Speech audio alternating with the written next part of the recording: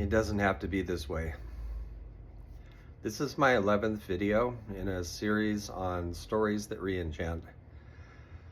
So some years back, there was a very long and kind of awful science fiction movie called The Postman. Kevin Costner made it. And one of the bright spots of it for me was that now and then in the film, when people were being oppressed, when they were suffering somehow, in bad situations, he would say, "It doesn't have to be this way." And that always kind of stuck with me. There is so much that we have to put up with because the wrong people are in charge, because there are organizations that want to keep things exactly the way they are. Prices too high, food costing too much, utilities costing too much, lousy healthcare in this country. The list just goes on and on. Lack of public transportation, corrupt politicians. And it's important to realize that there are forces, there are people who like it exactly that way because they benefit from it. But it doesn't have to be this way. So some years ago, I was out fantasizing as I was walking about how things could be. What would it be like to have a world that was not utopia, because I don't think we're capable of it, but just the good society, built from the ground up, built by common people who got together, who realized that there are many more of us than there are of the people keeping things from changing.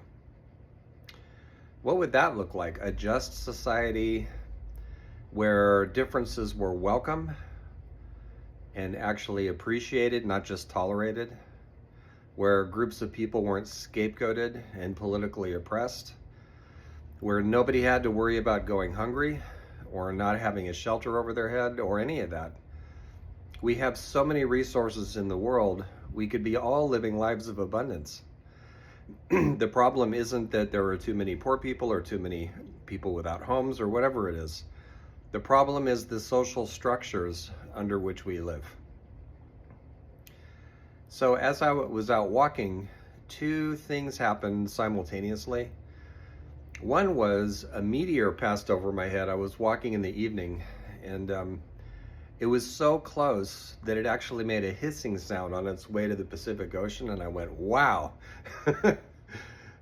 And as that happened, the word Terrania came into my mind, a kind of fantasy, science fiction-y term. And I decided at that moment I was going to start using that term when I write fiction as the goal, as where we could head. The good society on a planetary level with a humane and ecological and fluid worldview. No absolute books, no absolute truths, no totalitarianism, but humanity finally come of age, because that's what this all really amounts to. Coming of age, getting old enough internally, maturing enough internally to where we look around and say, you know, because a lot more of us want these things than don't, why don't those of us who do want these things get together and demand that they be so? Might be kind of a good project for the next, 100 years. So I decided to start writing about what that might look like. And the result was my fiction. All my fiction works are set in that universe, where one day, who knows how long down the road, Terrania beckons.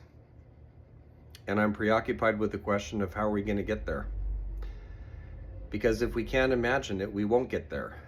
But if we can, if enough of us get together and imagine it, we'll find a way to make it happen.